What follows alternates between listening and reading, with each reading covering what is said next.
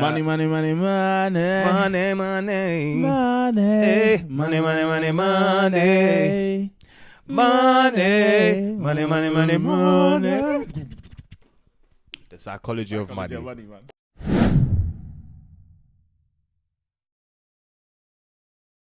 Right. Right. What's going on?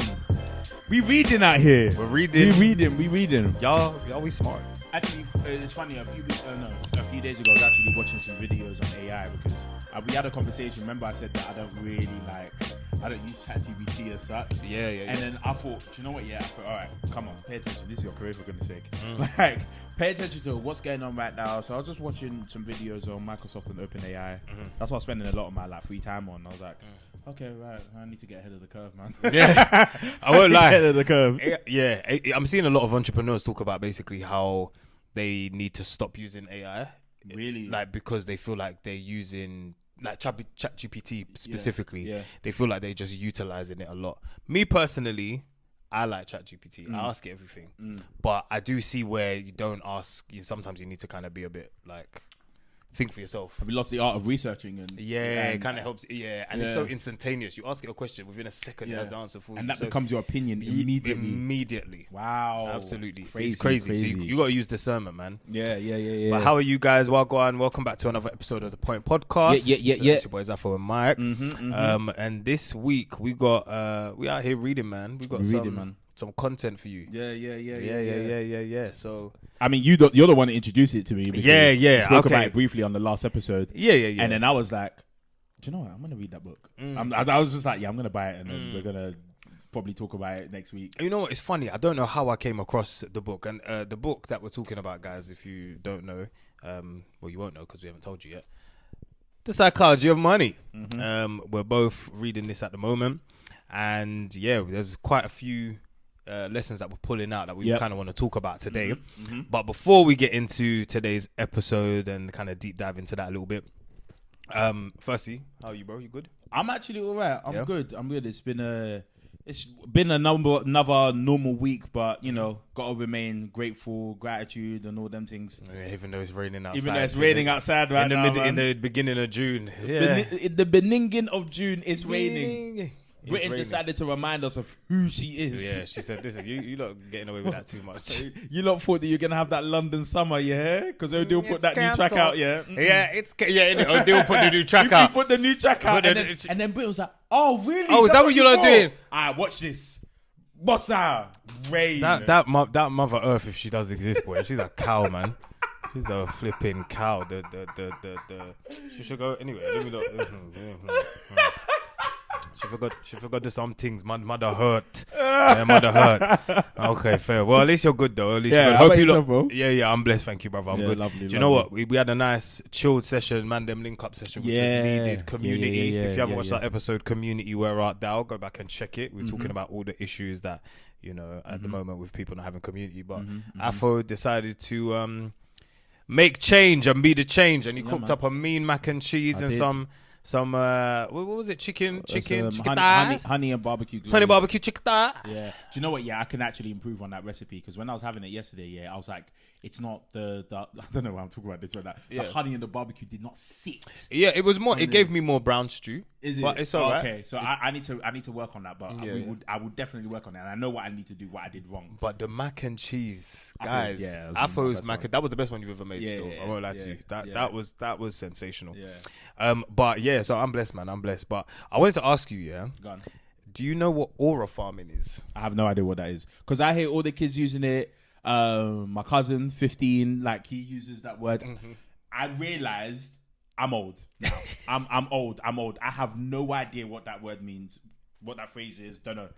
Yeah. So basically, I remember I was on transport. Where was I? I think I was on the train going somewhere, and there were some kids, and there was a kid that got off, and then he stacked when he got off, right? So he tripped, and they were like, "Oh, minus 100 aura," and I was like, what?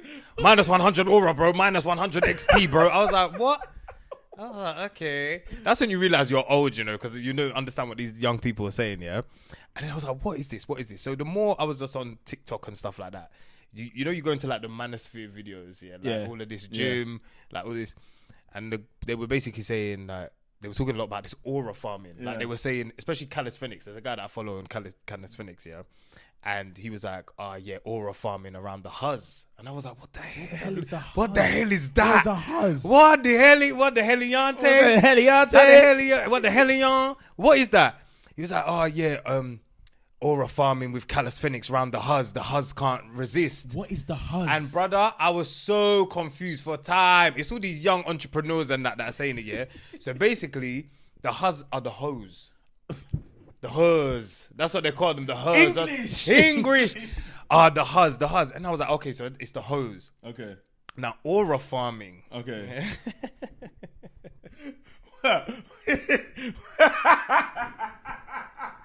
Wait. Can I guess? Good. Guess what aura farming is.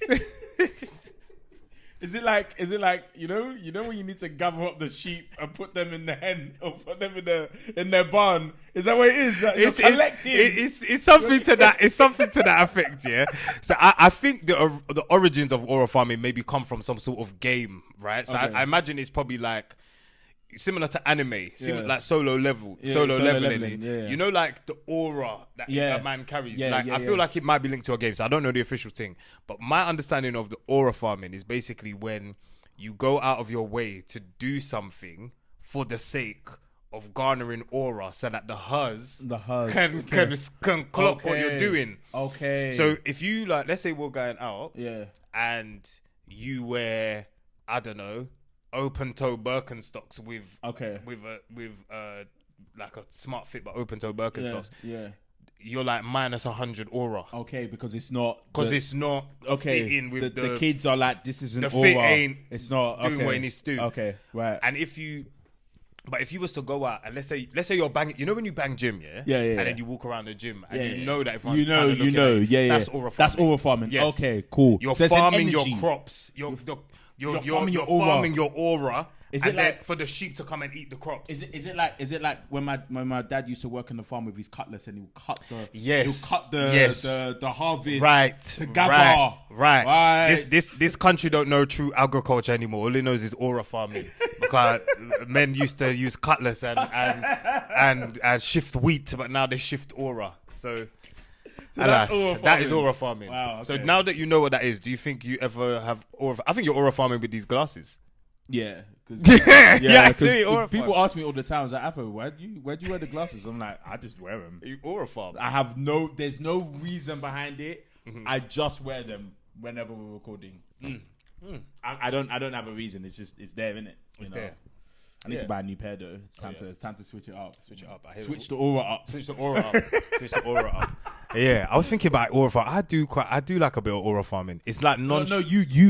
I Okay, now do we're getting aura, in the yeah. kids' bag now, right? Yeah. Mike Aura Farms. I've aura seen farm. the aura farming seen it? before It's like- many a times. It's like nonchalant pretending like you're not doing what you know it's you're more, doing. But it's more like, it's like, I know what I'm doing though. But Yeah. like, I'm not even putting it in your face, but it's in your face. Yeah. I don't have to push it there. You just see me. I know you see me. Can you imagine a whole aura farm? I might, because we can't get too old, you know, bro. Like, Nah, I don't want to be old.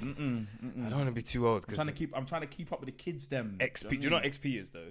What's that? That's like a game thing. Oh It's like, you know XP? It's so like they'll when you say gather like- points or something. Yeah, like plus 100 XP. Yeah. Yeah. Do they use that? That's part of That's it the as well. terminology. Yeah. Okay. These kids need to go outside and come off of these Do you damn know what I mean? iPads. Does your nephew use that? Yeah, he does. Okay. He does. That's why I'm like, that's what he said it to me one time. He was like, oh, aura. I was like, listen, Holy Spirit, yeah? Come off of that aura sin thing. What that mean? About aura. How about Holy Spirit, yeah? Next thing, what aura come find you and I may go night in your bed and come aura you up. Listen, just no matter with that. Anyways, alas, well, yeah. So that's what aura. Do you know what I mean? Do you know what I mean? I can already tell that if I become a dad, yeah, I know the kind of dad I'm gonna be, man. You're a strict one. You know innit? them, yeah. Yeah. Like overthinking their fun. Yeah. Like trying to, I already know it, man. Remember? I don't want to be you, but I will be. I will be. It's literally yesterday, yeah. Remember you told me this story of when you told your mum you wanted to be an actor? Yeah. I should like, Michael, the Chunks, tell Michael. Chunks is my brother's name. He's the Jamaican nickname.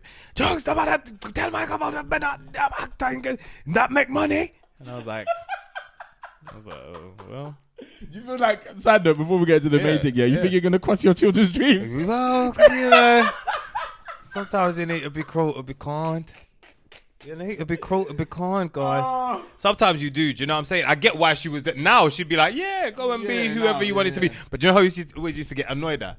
You know when you see them like actors growing up or like them stars growing up on TV? Oh, my mum was so supportive. And you know when they're like, how were your parents? And they're like, yeah, they always push me. I used to be, inside I used to be so angry because I'm like, mine never did. Mine wanted me to make sure that I was safe and made money. But alas, anyway.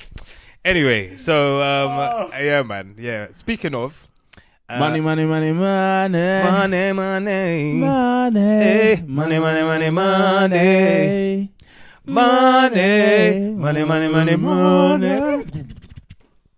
The psychology of money. Man. Right. So we picked up this book, guys. I don't know why I started reading it or where it came from. But do you know what? Actually, my brother got this book and then I saw it in his collection. I thought, this is one that I want to read. I'm going to nick it, have a quick read. And it's called The Psychology of Money, Timeless Lessons on Wealth, Greed and Happiness by a gentleman called Morgan Housel. And in it, there's a lot of revelations, man. We're at different points in the book, but yeah. I've finished chapter 1 today, so I read the introduction and chapter 1. And just in that itself, what that told me is that we're not crazy. That's the title of chapter 1 as well. We're not crazy. Whenever we make a decision, you know, a financial decision, right? It's based on our experience, our circumstance in that moment. It doesn't necessarily mean that we're wrong. We're just going off the basis of where we're at in our lives right now. And also, it doesn't matter how educated you are or how financially astute you are as well. Money is not dictated by knowledge, but how you manage money is not dictated by knowledge, but by your emotions. It's not about your knowledge, man. It's your emotions and how you react to money. And I can give you guys a personal story. Not too personal, but I found my way into a little bit of change at one point. Michael knows this. Found my way into a little bit of change, and when that change disappeared, I was able to reflect on my behavior at that time, and I realized that I was not emotionally mature enough when I had said amount of money. That was without going into too much detail, that was an interesting time because I was like, I forgot money, boy. Like, I thought I had money. I thought, whoa, there, Nelly, boy. And it's interesting, because to your first point, the book about which says, let me say a funny story real quick. Yeah, go for it. All right, cool. My 30th birthday, and this is embarrassing to me now, even when I think about it. It's very embarrassing, right? So it's my birthday. Somebody had given me too many drinks, right? So I was slightly intoxicated, right? Now, there is this beautiful, gorgeous woman that was at my party, right? Apparently, I don't remember any of this, by the way. I was told this. Okay. So I approached her and I said, yo, babes, I got so much money right now. That's embarrassing. That is embarrassing. That's embarrassing. Why would I say that? A sober Afro would never say that. Never. You would never say that. So I was like, I can't believe somebody told me. I was like, that's what I said. We just grouped up and just said... No, but I was like... Do you know we took pictures with them as well? I got the pictures in my room. Okay. Yeah, we took pictures with them. You know who it is anyway. Okay. Yeah. Bro, we both had too much to drink that night. We had a lot to drink that night. I thought his 30th was one for the history books, but that's how you're supposed to celebrate your 30th. Yeah, but then, the reason I mentioned that story as well is because I'm trying to showcase my emotions towards money at the time. Now, granted, I was intoxicated, but that doesn't take away from the fact that is an emotion of mine. Yeah, it's something that might have been very deep that found its way to the surface, but it doesn't take away from how I behaved in that moment in regards to money, and that is not good. But that's I think that's quite emotionally mature of you to say, because I think a lot of men wouldn't see an issue with that behavior, because if you think about it, even Scott Galloway, someone that I feel really likes, he's like a thought leader, right? And he always says that one of the best ways to obviously attract is to have what do you say? The best way to attract women is to show resources. Yeah. So so you're signaling resources to someone. Whereas I think you taking that approach of, oh, I don't like to show off how much money I have is very mature. A lot of guys I don't think have an issue with that. I think there's a manner in which you can showcase resources without being boastful and obnoxious about it, which is what my behavior was so it's in more that to that. moment. Yeah. How I displayed myself wasn't the correct manner to do things. Yeah. And that's why I went wrong. Okay. I think displaying it is you got to find a way to do it where it's tasteful. Right. You Yes. Yeah, agreed. That's why with this psychology of money as well, which is really interesting. That first chapter, which talks about the fact that nobody's crazy and how we spend our money and how we utilize our money, is essentially as unique to us as our fingerprint is. Yeah. And what I really liked in that first chapter that he kind of talks about, and we'll just give you a few bits, guys, because I really recommend you reading it. Honestly. But that first chapter where he says no one's crazy, a lot of the times we can judge people who don't know how to spend or utilize their money or even manage it. So people who are impulsive buyers, we immediately go, oh, they're such an impulsive buyer. So impulsive. You know, why are they like this? Or people who are frugal with their money and don't spend it. It's like, why are you holding it? It's not going to go with you to the grave, you know. And it's funny that we don't oftentimes, money is obviously a numerical value, so how much you make, how much is in your bank account, etc. But it has a lot of emotion tied to it, and a lot of people spend and use theirs differently because we are all different. So there isn't one thing I took away from that first chapter is that whilst the management of money is simple, it's not universal. It's very much an individual thing down to you and how you see money.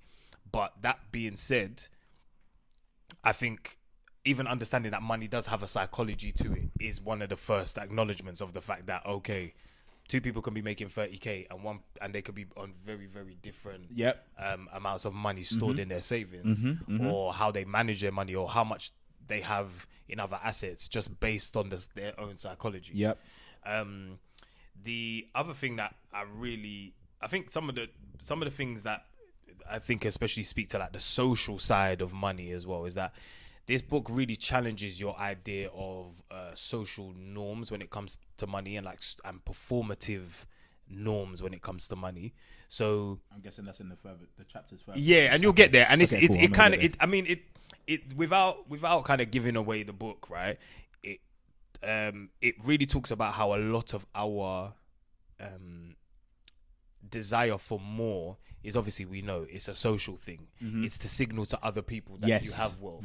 And a lot of the wealth that you so desire isn't because you will feel better necessarily when you have it. It's just so that you can show other people that you have it. Yes. So it's this sort of external validation, you know, and that's what we're all looking for in some capacity. We want people to like us, and so we use money as a tool to essentially buy that likeness.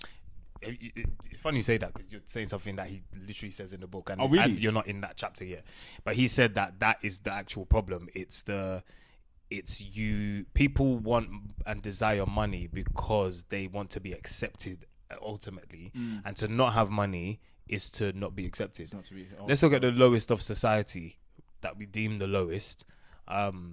Homeless people, people who are on lesser salaries, etc. The way this hierarchical system of works, of capitalism works, is the less you have, the less valuable you are.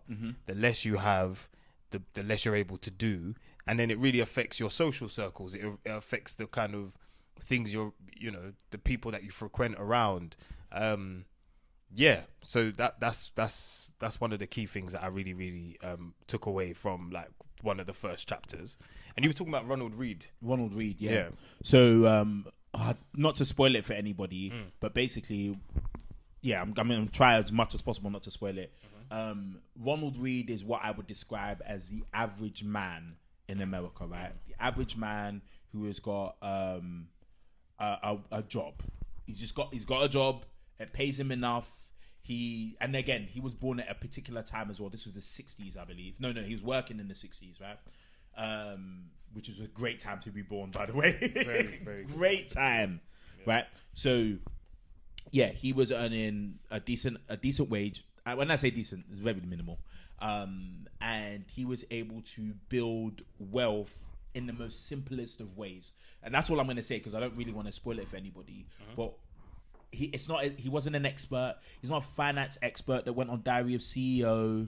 He's not on any panel talks. He's just a regular guy that was able to accumulate a good substantial amount of money by just being a regular guy. And his life was modest from the beginning to the end. And so what that told me as well is that, again, it's not even about what you showcase. That doesn't mean anything. It's really about your behavior. Your behavior is going to dictate your future. Right? When it comes to money, like it's got nothing to do. You can read as many books as possible. You can go to London School of Economics and get your undergrad and your postgrad, and yet you can still waste frivolous amounts of money. I know, man. So does Michael. People that were working in finance and doing cocaine, just and going casino after cocaine, and just dashing away the money, just wasting it, and now they're in crippling debt. And they've got everything required for them to be incredibly wealthy, but they're not, because emotionally they don't have the apparatus to maintain a lifestyle or to even maintain the money that they've earned. They want to impress people. They want to impress women. Talking from a male perspective, obviously it was a man's podcast. They want to impress women, as a lot of us do. Me too, as well. I like impressing women. Yeah, I'll be honest. I like impressing women, but I've done it in a manner in which it's actually quite unattractive, And I've been told that in the past. So going back to that, the whole idea of it being unattractive, right? Yeah. So when you've signaled that wealth, or you've done it in an unattractive way, is that because you're not used to it? Is that having new money? I'm not used to it. I've never, that period in my life, I've never seen that amount of money in my bank account ever. I've never seen that amount. And so it was eye-opening. And I just wasn't ready. I wasn't ready for that. But I was supposed to not have it. I'm supposed to not have it now. I'm supposed to have spent all of it to be in this position to learn and to understand. So now, when it comes again, because money comes and goes, right? I'm hoping that I'll be in a far better position emotionally to handle that money, because I'm not out here. I'm not trying to impress nobody now. Well, this is what they say. They say you make it's the losses that actually teach you the most lessons. And when you gain something, especially if you don't know how you gained it, or the way you gained it is kind of out of your direct control and involvement, it's surprising, because there's been no character development to be able to maintain the very thing that you got. So it's almost like if you. Well, actually, there is no better analogy. That is the best analogy. It's like lottery winners where, they come into a lot of money and a lot of them end up going broke because they didn't technically earn the money. So they haven't learned the skills that that is required for you to know that, okay, the markets, money, life moves in peaks and troughs. So when you have a great big peak of, I won the Euro millions, 10 million, whatever, there will be a trough coming.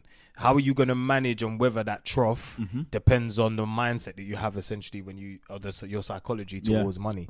I think for me, when it comes to money, one of the things that I've always subtly tried to tell myself, right, is that money does not matter, right?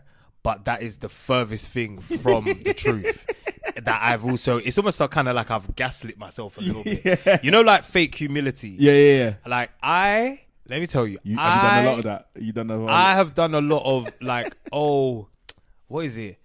Oh no, money don't matter. These times I'm like, not bloodthirsty for money, but like, these times all my efforts are concentrated towards money. If I think about my degree, I studied economics because I wanted to make money.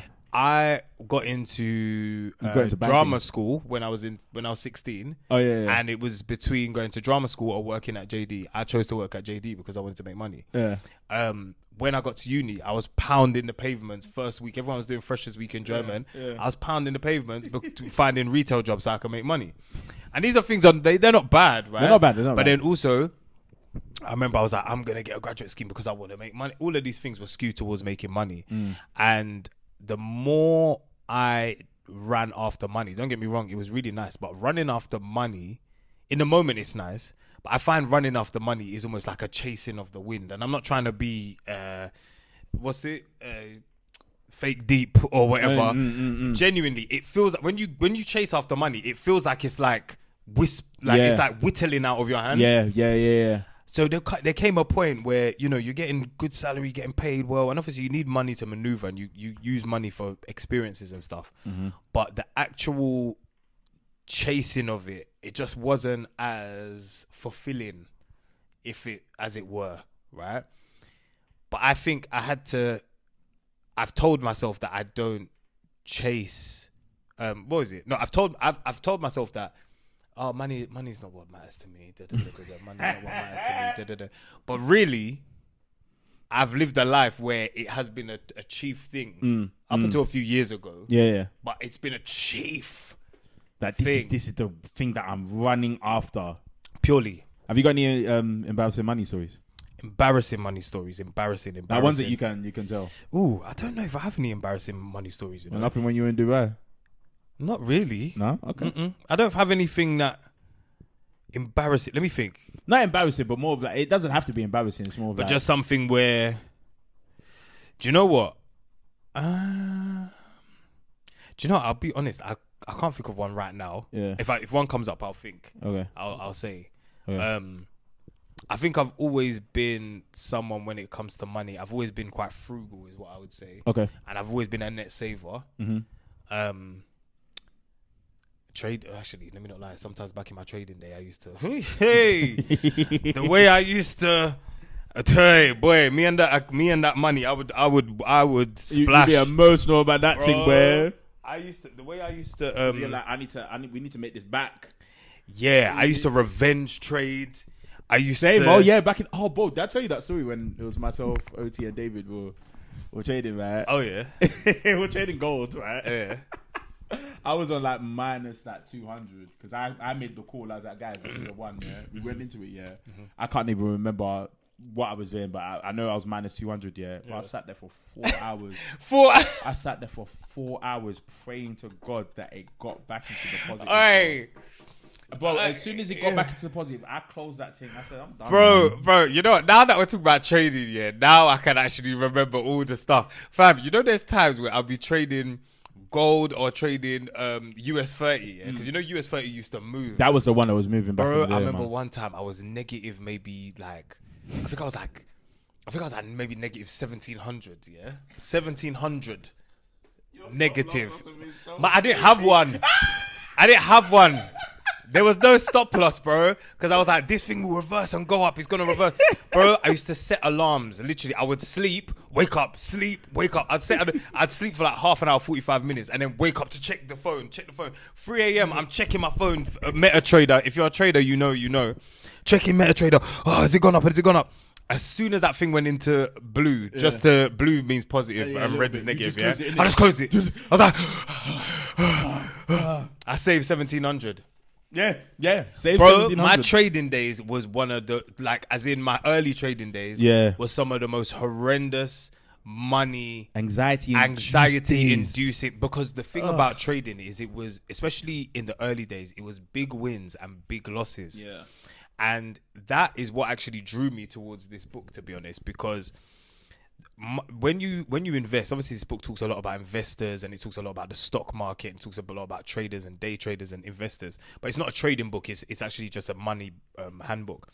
But I remember I was like, my psychology towards money back then, trading, it was sort of this thing of just big gains, losses, but it's okay because we're going to make big gains again. And you're always trading this guarantee that more money is going to come, rather than trading the actual probability of what you're going to do. Now I know as a trader, you're supposed to have an edge. You're supposed to focus on probabilities. You're supposed to focus on certain days that you trade.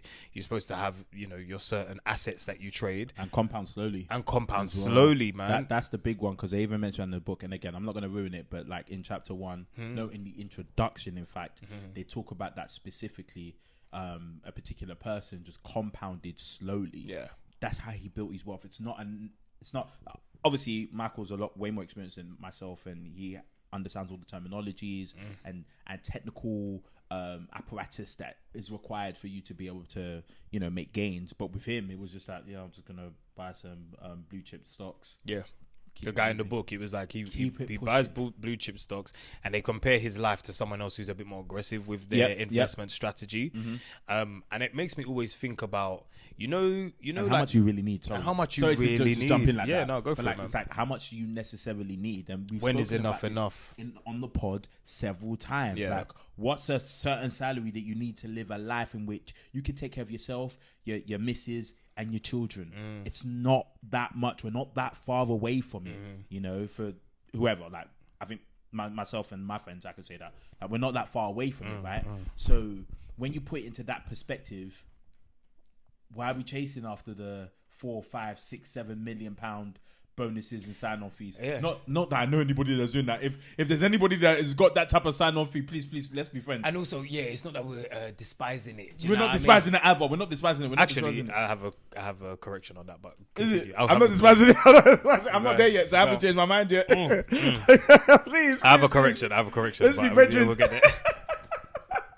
Because do you know why I say it? Because I remember I said this on the episode where we talked about the UK average wage and like living and stuff, right? Go back to that episode if you haven't already, guys. But I remember I was saying that biblically, the Bible says you cannot serve both God and money. You will love one and despise the other. And I remember I asked you the question then, I said, what would your life look like if you despised money? And when I say loved God, it doesn't mean like you sit down in a monastery or you sit in a church all day and just look up to the sky and pray. But just in your heart, your desire is more to like serve than it is to gain and grab from. Yeah. And the reason why I bring that up is because there's similar kind of themes that this guy is talking about. And I remember I went to a conference once, where there's this guy who was talking about how he manages funds, right, for wealthy people. And he was just saying money makes a bad master. It was like anybody that it was like money makes a terrible, terrible master. It's a tool to be used, and you should tell it where to go and instruct it where to go, but you should not use it. It should not be using you. So it made me think of the same thing of like chasing the money. You chase the money. You're like, what have I got to show for the money that I've chased? Or I need to accumulate more. But what would your life look like if you said, you know what, I need money in this life, of course, but if I despise, what does that even mean? To despise money or to make money not your master? What does that mean? What does that look like in your life? Yeah, how would despise it? I just feel that sounds like homelessness to me. Yeah. Like on a literal one, it sounds like homelessness. So I'm like, what do you mean despise money? But I guess the concept is that believe that God is going to provide for you. Yeah. The necessities. The necessities, which goes back to what Afo's saying about how much is enough. Because if you can feed your family and you can, go out here or there. Yep. And a lot of us live very luxurious lifestyles and we don't realize that we're doing it already. Jumping on a plane to hopscotch to Brazil to then Dubai and then DLT and then free trips in a year. That's a luxury lifestyle. Luxury and it is. We live in a bubble. Yes. Especially if you're Black British from London, you're going to all these party holidays, right? You have no idea how privileged you are. Privileged. I know it. I know you're going to say, you can't say it. No, I really can. I really can. Because a lot of people's reality in this country, right, is one trip every 6-7 years. Or maybe never been. Maybe never left the country. Like, I think we would be surprised how many people even have valid passports at this current moment. Yep. Wow. To leave the country, to go on trips. So in our very small Black British bubble. Talk on it. Right. Talk on it, Afo. Talk. We are privileged. Very privileged. We're privileged. Very. And not only just privileged, privileged in the sense where, because I know a lot of people are not paying for their trips back with cash. We lack gratitude as well. So now you have access to credit cards. Your credit card limit might be £5,000. I'm telling you, that's a privilege as well, bro. Absolutely. That's a privilege as well. So now you're able to pay for this trip, this experience, right? and then you're gonna pay off that credit card. The fact that you even have the ability to pay off the credit card as well and plan the next trip for next year, that in itself is a privilege. That is a reality that is obsolete for a majority of this country. So, for me, I'm like, this is artificial.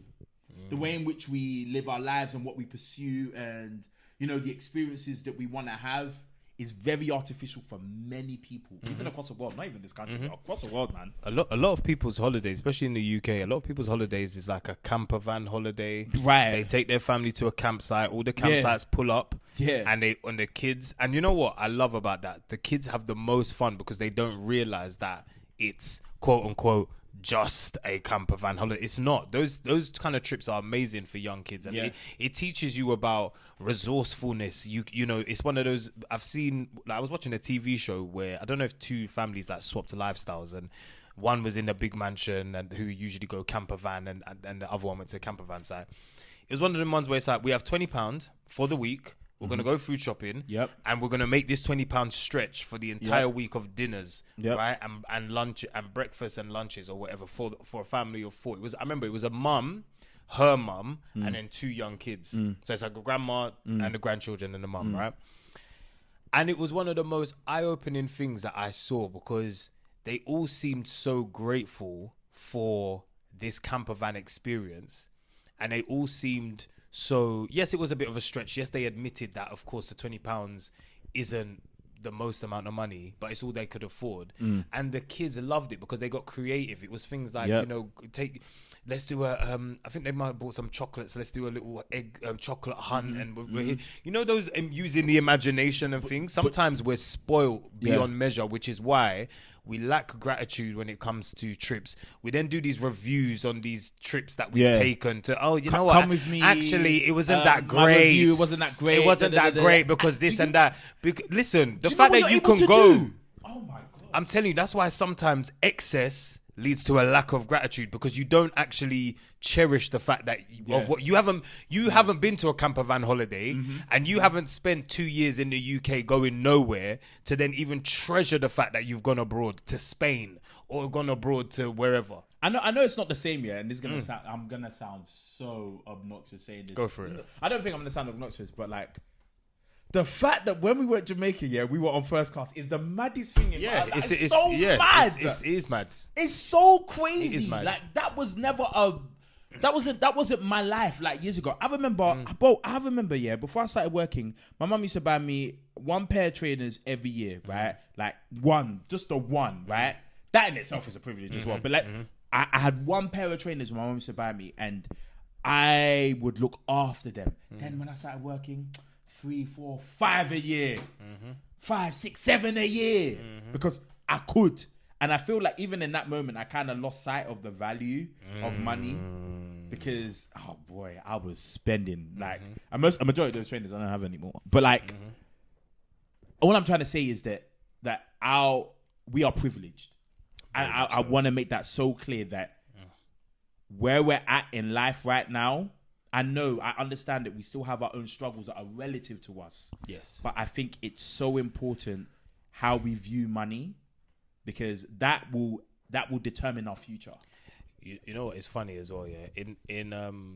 In this book, they make reference to like inflated lifestyles, and they talk about how this happens not only at our level, but it happens with hedge fund managers. So people who manage ultra high net worth individual monies, and they invest it on their behalf and all of this kind of stuff and make more money. And they were saying that your sense of gratitude or your sense of contentment is relative to your neighbor.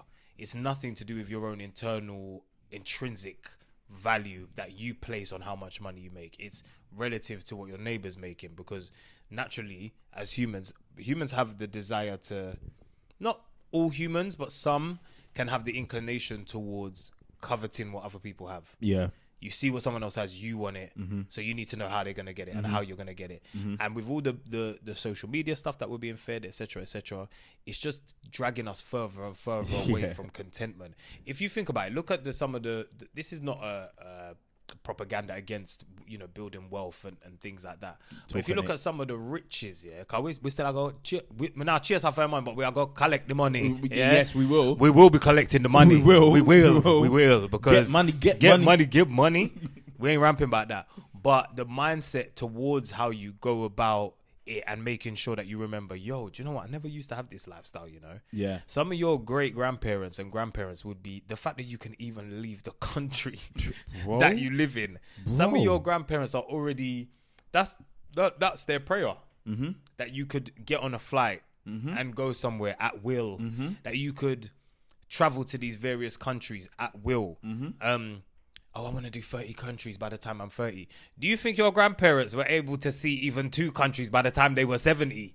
Like some of your great grandparents saw Nigeria and England, or Jamaica and England, or Jamaica alone, and Canada maybe. Maybe Canada. Yeah, Canada. There's bare of us there. So I say that to say, I just think our attitude sometimes towards money is what is driving a lack of gratitude and greed. Oh my days. And if you deep it, if you ever been to I remember I went Ghana once here, bro. They were the happiest people on earth, man. I went Ghana and I did some it was volunteering stuff. Those people, they didn't have much, but they were happy, man. They were so happy. And I thought to myself, yeah, but they don't have much. And I remember me and my friend we went to New York first, and then we went to Ghana, and then we went back to New York afterwards, yeah. And when we got to New York, we were like, yeah, New York, we're around in New York, let's eat, let's shop, let's do all of this. And then we got to Ghana, and then we stayed there for a few weeks. When we got back to New York, yeah, we were like, this capitalist society, this makes me sick. This makes me sick. First time we was in New York, we were like, oh, this Ghana business, man. It's a bit long. Do we have to? Because we're volunteering. We're not going there for the holiday. We're going there to volunteer. We're like, it's going to be work, man. When we got back to New York after the trip, we were like, nah. This ain't it. Yeah. This ain't it. I was like, I'm going to wear flip-flops every day. I'm not buying Nikes anymore. Telling you, man, it's society, bro. It's society. After the amount that you've read so far, right? Yeah. Are there any tools that you're going to use when you decide to have children, and how you're gonna, teach them about money? Yeah. Great question. One of the things I'm definitely gonna do is have open dialogue about money on the table. One of the things that I notice about the people who actually made a lot of money that he references in this book is they had open discussions about money. There was no shame around money.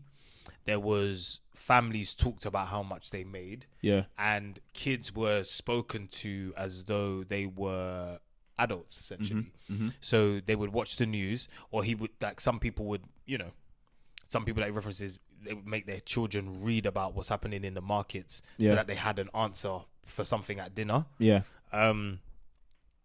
So yeah, that's one of the things I definitely want to implement. There's one thing as well in the book that that was a real big lesson that I think all of us should learn, and definitely would teach my kids, is the power of time. Okay. And we reference Warren Buffett and all these wealthy individuals and stuff like that. Mm-hmm. A lot of their wealth isn't attributed to a specific... Speak on this. A lot of their wealth is not attributed to some specific science that this book is going to sell you and, the Warren Buffett formula. It's not attributed to that. A lot of it is serendipity, right moment, right time. Race, that's also part of it. Race, class, gender. Bill Gates, the reason why Bill Gates is because his school bought a computer. And the school that he went to was one of the only schools in the county that had a computer. And Bill Gates just so happened to be there the year that the computer was born. Had he not been there the year that he's born, he wouldn't be Bill Gates. Yep. So sometimes you're looking at these people and you're thinking, what is the secret formula, the secret sauce that they have? Sometimes it is just a case of serendipity. I won't say luck, but serendipity, age, class, race can also play a factor into it. But also... time. That's the biggest thing I learned from this. Yep. They were like, time. Warren Buffett, 85 billion worth, 85 billion. Yeah, fantastic. 82 of that 85 billion was after his 65th birthday. But everyone's becoming a billionaire at 30. Yeah. And was it not times Forbes 30 under 30 billionaire company and all of these kinds of things. We're and if you look at the likes of, you know, the Elon Musks of the world, these people who have everything, they don't seem to have it together. Look at the Elon Trump fiasco on Twitter. Like, Elon clearly looks like he's on drugs. Something hard. He's on kit. He's on kit. He carries around allegedly. But according to Piers Morgan's sources, right? Allegedly, he carries around a little pouch of kit. Yeah. You lot saw him in that press conference. If you watch the news, like, man was like, even the one that he did the salute. Yes. The mad salute. Yeah. Must have been on something back then. Yeah. So, and this is a man who has more money than anyone in the world. Yeah. He's richer than Bezos, isn't it? Yeah, he's the richest man in the world. He's the richest man in the world. So you can see that, and I think his wives, allegedly, I don't know the ins and outs. Boy. His wives are 2 of them are suing him. Yeah, suing him for custody of their child. So if you've got all of this money, all of this resource, but you still need drugs to take you to another high, and then you look at people, like I said, I'm not saying Ghana as a whole, it's because it's a wealthy place, but I'm talking about like places where people don't have so much money and they're happy. What would you rather choose? You know what I'm saying? But it's so easy. Do you know, it's easy to say that because you've experienced both, bro. So imagine you've been able to experience happiness and not have much. Yeah. And then you've also been able to experience happiness and had a little bit of change in your pocket as well. Yeah, definitely. Do you know what I mean? I can't lie, that happiness is sweeter, boy. I won't lie. I won't lie, that one is sweeter, boy. I won't lie, boy. Listen, that one. Listen, Paul in the Bible, I know he said the secret is, you know, being abased and abound and being low and listen, the secret is money have in a my little pocket. bit of change on ya. Money in your pocket. Me need money in my pocket. You know that. Anyway, but yeah, sorry, yeah. No, that's it, Chad. That's it. Nice. It's nice. It's nice. What they say, oh, I'd rather cry in a Lambo than cry in a I Ford would Fiesta. I'd absolutely. I think when I decide to have children, what would you impart on them that you've learned so far? That I've learned so far, the one thing, money comes and goes. I think when you when you define your success or where you're at in life based on how much money that you have, and you, okay, at this point in your life, you're very happy, you've accumulated a good amount of money, and your happiness is based on that amount, right? How will you feel when or if you lose it all? Because it can happen, because it's a cycle, right? There are times in which you're very high and then you're very low. It happens to everybody, even the smartest of people. I even got a good friend of mine. She told me she just recently got made redundant. Really? I'll tell you off mic. I'll tell you who is off mic. She got made redundant. That's a lot that's happening. Yeah, and it's like she has done very well for herself in her career. And it's Brilliant. like, okay, now you're going to have to dip into the emergency fund. Have you got enough? Does it with everything that she's done in her career and in her life, is that now eradicated because she don't have enough? No, I don't believe so. But I used to think that way. Yeah, not consciously, but definitely subconsciously. I definitely felt that, oh my gosh, I've lost it all. I'm no longer the person I used to be, you know? So I will definitely teach my children that it's a relative, right? Don't get me wrong. Don't make any stupid, rash decisions, but it shouldn't define you. The second thing that I would teach them... What's the second thing I'll teach them? I'd want to teach them how to be emotionally adaptable. Great. That's a great lesson in this book. Yeah, how to be money has emotion and being able to adapt. How do you adapt to it, and how should you act in certain moments when money's up and when money's down? That's super important. Yeah, and just going off, and I would tell them my own personal stories of how I've been, because as a person, when my mum, before my dad came to the country, it was literally my mum looking after 3 kids for nearly a decade by herself. We lived in a one bedroom flat in Charlton. But she was SC7. Come on, by herself. Like, she would look after 3 children by herself, right? And even when we moved into, the house my parents now live in, right, it still wasn't easy back then. My mum was very frugal because she had to be, right? And when I look back at those days and I see that we still had like great memories, you know, great times. And I want to teach my children that happiness doesn't lie in what you have, but in what you create. Yeah. Ooh, word. You know, the memories that you, because bro, you was talking about, the family go to the camper van and they had to be creative. I had to be creative back then because we didn't have much, right? My cousins had a PlayStation when we were all super young. I didn't have a PlayStation. Even my cousins in Nige, right, had PlayStation. We didn't have PlayStation growing up, yeah? So what did I do? I started, I created my own video game. I did a storyboard. I wrote out the synopsis. I wrote a sci-fi story when I was younger. I remember I showed it to my nan. She looked at it one time and gave it back to me. You know them when the adults here, but they're like, yeah. I had to get creative with my entertainment, but little did I know that was bolstering my imagination, and that in itself is very important to me now. You know, would you say that in your career that you've been someone who saves a lot or not? Yeah. I did. Okay. Because I had to. Same. Especially when you move out. You better. you say. better, boy. Yeah, you better. Especially Spenny. Yeah. That's what one of the tools that I think I would also pass down to my kids. Yeah. It's like, one of the things that he talks about is how saving is the biggest proponent of your wealth. Yes. And how he was like, it's funny. I think the chapter says something like, isn't it annoying, or it's funny how the one thing you can control is the very thing that leads to your wealth? Because investing, grey area. You don't know whether that's going to go up or down. Yeah. Income, again, it can be grey area. You know, people made redundant, all of these things. But savings, and you know what? There was another book that was a nice prelude to this one, because I had an audiobook. It's called The Richest Man in Babylon. Okay. And it was an audiobook that I read, and it basically lined out principles of how to manage money and talked about, you know, saving 10% on a rainy day, which I definitely recommend, guys. If you're able to save 10% on a rainy day, that 10% of your money, fantastic, and then live off of 70% of your money, 20% pay out your debts to whoever you owe debts to, and 10% save. And then you'll just realize how much you feel richer because you know you've got 10% saved, rather than spending the whole 100 and you're like, I'm at the end of I've got nothing left. I'm red at the end of the month, I've got nothing left. It helps you manage things and, you know, gets the brain into gear.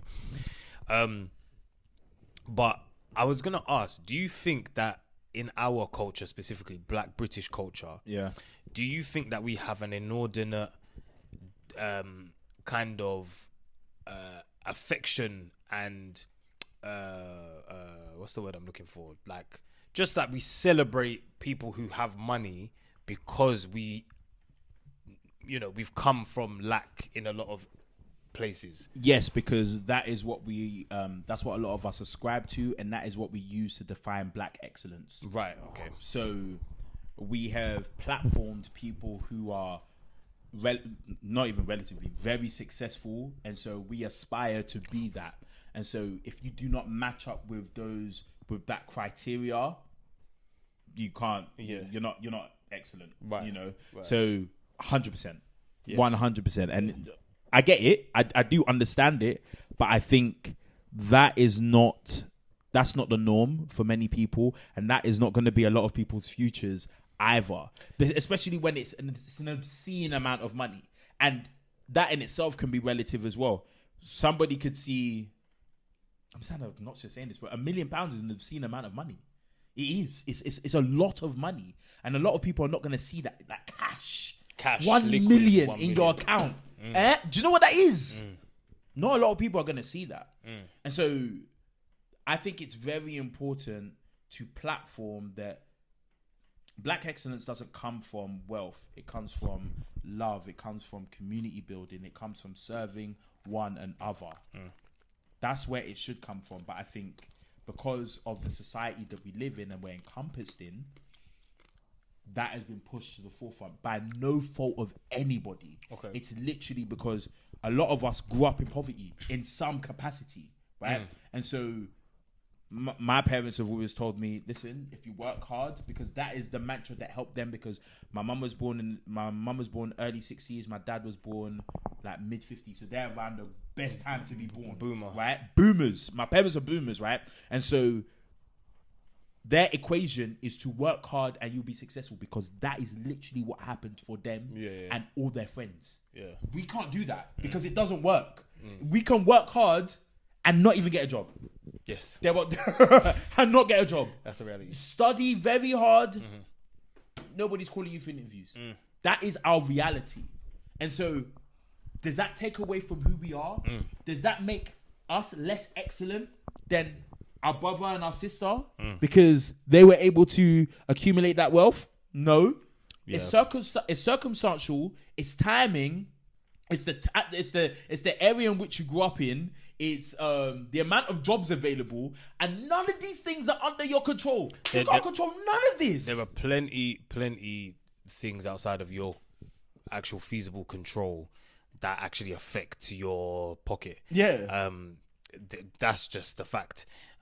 Yes, can you deal the cards that you're dealt? Absolutely, but you have to acknowledge that everybody is coming from a different starting ground, and everybody's coming from different DNA, and that's what is really pushed in this book, is that people have different mindsets, people have different family, people have different grow up in different areas, people have different cultural affinities that all affect people's money. A lot of us, we didn't really know how to manage money until we started working in the corporate world. Yeah. We didn't even know about lifetime ISA. We didn't even know about S&P 500 investor accounts, all of these sorts of things. We didn't know anything about that because we came to the game late. Whereas a lot of people that you started work with, they were already clued up. Their parents were already telling them about things like that growing up. So they already, maybe at 16, when they were getting their pocket money, or 15, whatever, they were putting that in savings, so that all of these different things. So when you're, especially second generation here, your parents are kind of living to survive. Like when your parents come over here, they're living to survive because they're fighting against racism. They're trying to, do the best that they can. They're maybe not as skilled as the highly skilled, or the skills that they have back home are not recognized here. They're not they're starting from the ground up. So I think there's an element where, for us, especially as Black Brits, it's important for us to be the generation that share the information and don't just hoard the information, especially when it comes to finances and resources, because the more we can talk about it openly. And the thing about us, we do spend a lot, like the Black community. We like to spend our money, right? We like to spend it. We like to show people having a good time. But when it comes to having those open conversations about money, we're less inclined towards it, because we attach the amount of money that we have to value. And I think people do that in general, but so I can speak for Nigerians. We're just very secretive, and people, Jamaicans are the same. We don't like to talk about our Jamaicans money because evil eye. Evil eye. And once you tell people how much money you make, this and all that, of a sudden, yep. One thing I wanted to ask as well, though, so could it then not be argued that we're not actually in a cost of living crisis? We're actually in a cost of spending crisis? Not spending, like cost of wanting crisis. I think so. If everybody just decided that we were going to, yes, the bills, the energy bills, all of that, those are out of our control. Yes. But if we all decided as a society, in your own individual homes, that, you know what, I'm going to want less, and I'm going to subject myself in this current climate to desiring less, I think our happiness index will go up, because a lot of people are saying, I'm trying to find the hub where my money stretches, or I'm trying to find the place where I can go that I'll find happiness, because the UK is bad vibes, all of this. And I'm thinking, well, actually, is it just a case of you want to be able to live the same sort of life that you lived in 2018, pre-COVID, etc., but with heightened inflation, rising interest rates, even though they lowered them, to come down now. Get in there, right? mortgages, homeowners are like, But are we not living in a? It's because the thing about us as humans, we expect our lives to go like this, continue to go up like this, and there's a reference to how the American economy has gone up like this in the book. They use a chart how it's gone up like that. But during that process of it going up like that, if you look at it in decades, it's gone up like that. But if you in that process of it going up, there's been wars, credit crunch, COVID, flu pandemics across before COVID, where hundreds of thousands of American people died, foot and mouth disease, all of these things that actually send the economy down. But if you look at it in a bigger picture, you're actually going up like that. So my question is, should we just then decide that actually I'm going to live a lifestyle where I don't get takeout as much.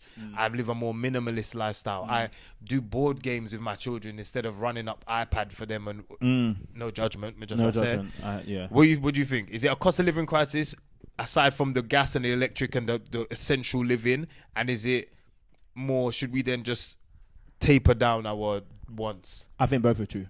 Okay. I think both are true because you can see factually that the cost of goods have definitely gone up. That's not something that is theoretic. That is fact, right? So it costs more, right? So the fact your pockets are going to be emptier. They're going to be a little bit lighter. That's something that you can't avoid. But I do think that there is also a crisis in which people want to maintain their lifestyle, which I understand, but it's not the wisest thing for your long-term future. I think it's necessary for people to make some types of cuts, because one thing I've realized is that people think that they're immortal and that they can't be touched, and that bad things shouldn't happen to them. And then when that time comes, all of a sudden they're asking, why God? Why me? Why me? It's not discriminatory. Life is not discriminatory. It's everybody can get it. Anyone can get it. Your own Bible says it. It says the rain falls on the just and the unjust alike. Like it's not a matter of I'm righteous, so I deserve to be choose to be given this. It's the rain falls. Ish happens. And I think it's important, especially for somebody you lot, that during these times when we have like inflation and economic downturn, a lot of people turn towards get rich quick schemes. A lot of people turn towards trying to make money fast during this time. Do you know what I think was what actually makes it worse? Go ahead. I mean, I've just thought about this now, so this is just a new thought. Fresh off the dome. I think when you have the safe haven of still living in your parents' house, Talk on it. You feel as if you have more to spend. And so the realities of other people's lives, whether it be your friends or your colleagues, is not yours. And so life feels a little bit better for the most part. Obviously, you still have that issue of living with your parents. Yes. You don't want to, right? There comes a time in which you want your own space. But that is that can be a temporary emotion. Something that you feel in that moment. But you can leave your house, right, and not feel it for a few hours. Also, do you get what I'm saying? If you live with your parents, you can be contributing towards the bills, the rent, etc., the mortgage, but there isn't this kind of idea of I kill what I eat. I eat what I kill. Because you're technically still under someone's roof. Yes. Whereas when you're a homeowner, you eat what you kill. Boy, oh boy. If you don't go in that year and you don't get the promotion, you can't buy you can't redo the floors. I can't redo the floors. You can't redo the cabinets. I gotta paint this house. You gotta paint the house. All of that. You've probably got to paint it yourself. I thought about it. I gotta paint it myself. Yeah, it's all of these things. When money short, the creativity come up. You know what I'm saying? Money short, you have creativity, you feel long because you not no money. So you can't really spend the way that you'd like to spend. So essentially, I think. And we live a very myopic life. What I'm experiencing must be what everyone else is. And no, there are some people who will watch this or listen to this, or some people who, they look at the economic crisis, all the stuff that we see across the media, and they scoff and they laugh. Yeah, they're like, I'm not in that position. Or they just don't see it because they've got more money. So interesting that you said that, because it was in the book as well. In the introduction, it was JFK Kennedy. They asked him about the Great Depression. Yes. He said, I never felt it. I didn't even know that there was a Great Depression until he went to Harvard. Wow. And he said that his dad, even during the Great Depression, his dad hired more gardeners just so those guys wouldn't starve. Not that he needed them, he just hired them. So yes, there are people's realities in which they don't see this. Do not compare yourself to them. Know what your reality is, because we've got a few friends that are doing incredibly well for themselves, right? You might go to a function in which they're hosting, right? And you see, wow, their life is all right, you know. Their life is all right. Money. But that's not my reality, okay? That's not Michael's reality. Like, it's all different, and that in itself can make us emotional, because then people, and again, everybody's different, but this could push people to make decisions that can ruin their lives because they're trying to keep up with The Joneses. Right? Keeping Now up with all the of a Joneses. sudden somebody's banging F. Someone's banging F, or somebody's scamming their friends and family. I'm talking about you, bro. You know? Scamming friends and family, you know? Scumbag. May the chips fall where they may. May it fall, bruv, Oh, and God. fall on your yam head. Oh God, right. So yeah, right. So in keeping with the psychology of money, what had happened was, I think ultimately, guys, this is a really good read. Yeah, I definitely think it's a great resource if Yeah. you are interested in money and you want to just learn how to better manage it for yourself. And I think the ultimate thing that I'm not finished with it yet, and I've No, yet, yeah. so we're making our way through it. But I remember the author said after you read this, his intention is that you feel like, who am I? Yeah. And you're like, that's the bit that's kind of scaring me, because I can't, like, being as far as I am into it, I'm kind of like, what's the point of life then? There's part of me that's like, what's the point of life? And it makes you look at all these people that you know who have, money and all of this stuff, celebrities and stuff, and you look and you're thinking, what are you chasing after? What are you chasing after? I remember there was a quickly, Lado, the artist, she did an interview with Speedy, and she said that she was a millionaire at 21, and she was like, it's boring. Yeah, She I was saw like, that. it's kind of boring still. So you kind of think to yourself, Is it boring because her friends out there in that position? yeah. And she also said it's because it's kind of like, I've bought all the stuff now, so what do I do? So that made me realize that, cherish other things, get the money, let it come, let it fall, let it come, save it, do all the things. But let's look outside of money. But that also, I'll be real, that also connects with something that I saw on TikTok today, where the woman was talking about enjoying the journey. Because when you get to the destination, that's it. Yeah. That's it. Tate There's said that. nothing. He used to say that. There's nothing fantastic about reaching the journey. Yeah. I mean, reaching the destination. It's the journey itself that gives you joy. Like, look at the fact that, cool, we're both like working our asses off right now. Calisthenics. Me, I'm in the gym, right? We're both on our journeys. But it's the journey that we talk about more than anything than the actual The result, destination. when you get the result, you just kind of glimpse at it, and then that's it. You're back in the thing. Like, what next? Yeah, what next? What next? Yeah. What next? So it's like, but the journey itself, the transformation, when you're taking the pictures. Yeah. Okay. Shoulders Yeah. are defining. Back is It's defining. the build, isn't it? It's the build of the build-up. thing, because it's like you're utilizing your creativity and all of these different functions, man. So I think, money, boy, it's such a big topic for so many of us, man. But it's so unspoken of and taboo. I'm sure we're even going to revisit this because obviously I'm not Absolutely. finished with this book yet. So We'll definitely, I think, revisit, man. And guys, if you guys are interested, definitely grab the book. Let us know your thoughts. We're trying to do mature things, like, mature things. read books. You get We're you get- reading. It's not everyday gender wars. Do you know what I mean? Sometimes let's talk about a book and figure out what, Let's try what and we've learned. deconstruct our minds as to how we see money and how we behave when we have money. We still want to take them first class flights, though. Oh no, absolutely. Please. We're already thinking about the next party holiday as well. We Yeah, spoke about it briefly. We're not going monk mode. Do you know what I mean? No. It's There's no not monk that things thing. out here, Nah, bro. nah. No. We want the money. Oh, I love money. the money. Theo's in Mykonos right now, bro. Oh yeah, full enjoyment, boy. I wish. Arthur hand. Trust me, full enjoyment. I love Yeah, that, man. I love that. But guys, thank you so much Thank you. for tuning in again. It's been another episode of Point with Mikey and Afo. And we'll be back again.